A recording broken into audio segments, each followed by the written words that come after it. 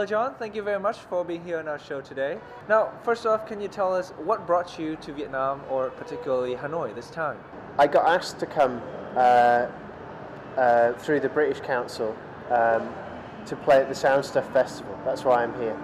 Now, before talking about your activities in Hanoi, can you tell us how you started off your career as an artist or a musician? Well, I did actually study painting in 1998. I graduated from art school. Basically, it was very difficult. I moved to London. It was very expensive, and it's really hard to be an artist in London. So, as a hobby, I made music, and I was very lucky that my friend said, "Oh, you should send some of your music to a record label." And I did that, and they released the music, and that's how I became a musician. Most people would say that your music sounds different from the music that they would often hear in the radio or on TV. So what genre would you consider your music to be? Well, I can tell you what I do, what I'm interested in, and that is just to explore things that fascinate me. And I think that's when the best things are made, when people are really fascinated by what they're exploring. So I don't know what genre it is, but I don't care. I feel like if I'm excited about it, then maybe someone else might be too. Awesome. Then can you tell us some unique features of your music? I think it combines a lot of things. It combines electronic music, improvisation with objects, singing, and also I like to talk to the audience and have these conversations. So like a show is very unpredictable, but in a nice way. You might have a conversation with someone in the audience. So that's what makes me different. I set the thing moving, and then the show just goes, and if someone's shouting in the audience, then that becomes part of the show. Now, I know you said that you were a folk musician in the past. So how does that influence your music style as of right now? I wouldn't say I was a kind of folk artist in the traditional sense, like I didn't sing traditional songs, but I was really, I thought that folk tradition has made some beautiful things, and I feel like folk music's about telling stories, and I don't see why you can't tell stories with a computer instead of a guitar or a piano. So I like the idea of folk music a lot, the idea that it's like a non-written passing on of a story or a tradition. This time in Hanoi, John is invited for the Hanoi Sound Stuff Festival. But while being here, he's also hosting workshops to introduce his music, especially explaining how he creates music to the Vietnamese audience.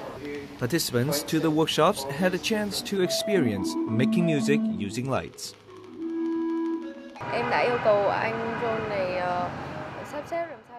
I asked John to arrange the 7 notes in an order so that I would be able to play Happy Birthday using his device. His idea is very innovative. No one has ever done it before. Not only can he create music on a computer, he can also use nature as his instruments. John's creativity is also held in high regard among his Vietnamese colleagues. Thì tôi nghĩ đây là một trong những cái rất là mới, bởi vì đối với tôi thì This idea is very new. I'm also an electronic musician, but I only use sounds as my materials. I've never thought of using other materials to create music. Thanks to workshops like this, young musicians can learn more about modern technologies and then develop their own skills. Though experimental music has not proven popular in Vietnam, the help of talented musicians like Leafcutter John will surely give Vietnamese musicians an insight into the world's modern musical scene. You have a couple of workshops that you're holding right now in Hanoi. So can you tell us a little bit more about those workshops? Well, I spoke to Tri Min about the workshops, and he's very keen to get the visitors to work with local musicians, so that you can sort of exchange ideas. So that's the kind of reason for the workshops, is to have this exchange. I want to show that it's not magic, to make music. I want to show that it's kind of the most important thing about any creativity is that you are doing it for the right reason, that you're doing it because you're genuinely excited about what you're doing. And whether you're a doctor or a TV presenter or you're a musician, it really helps if you're, genuinely excited about what you're doing.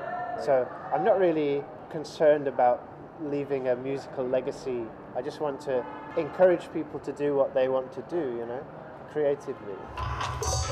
Leafcutter John was invited to perform in the Hanoi Sound Stuff Festival by British Council Vietnam. According to its director, Robin Rickard, John's performance is hoped to bring a different taste of music to the Vietnamese audience. He's got a good reputation, he's been nominated for awards, he's very innovative, does lots of multimedia work in studios as well as his production of his music. And so we think the Hanoi audiences will really like him, and we're confident he's going to be a hit.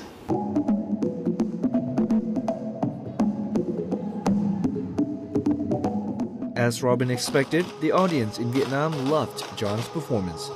Not only did they find his music very addicting, they were also astounded by his way of creating music using lights. Without him showing us in the beginning how the music was created, we wouldn't have guessed how it was created actually. I wish we could see more of that, and I wish we have more artists like Leafcutter John coming to Vietnam later on and showcase of us, more music like that. So can you tell us about some of your future plans? I have a record which is nearly finished, so that will hopefully come out on an American label. And when I get home, I go to Norway, and then I go to Germany to play some more concerts. But I think I'm going to need a few days to recover from Vietnam. What do you mean by recovery? Well, the flight's quite long, and I'm having a really good time. So maybe it'll feel a bit strange to go back to London. What is the thing that most impressed you about Vietnam, or maybe Hanoi? Everyone seems to be doing something. There's a lot of action, and also in London everything is really safe, and you can't have a fire in the street because it's dangerous. All the shops are basically the same. They're all big chains, and it feels, I don't know, this feels like it's more human than that. I don't like that about London. Do you have any plans that are connected to Hanoi, or do you want to come back to Hanoi in the future? I'd love to come back. At the moment there are no plans to, but maybe I'll meet some people over the next couple of days and something will happen out of that. But it's I'd love it to be able to come back. It's really good. Well, thank you very much, John, for spending your time with us today on our show.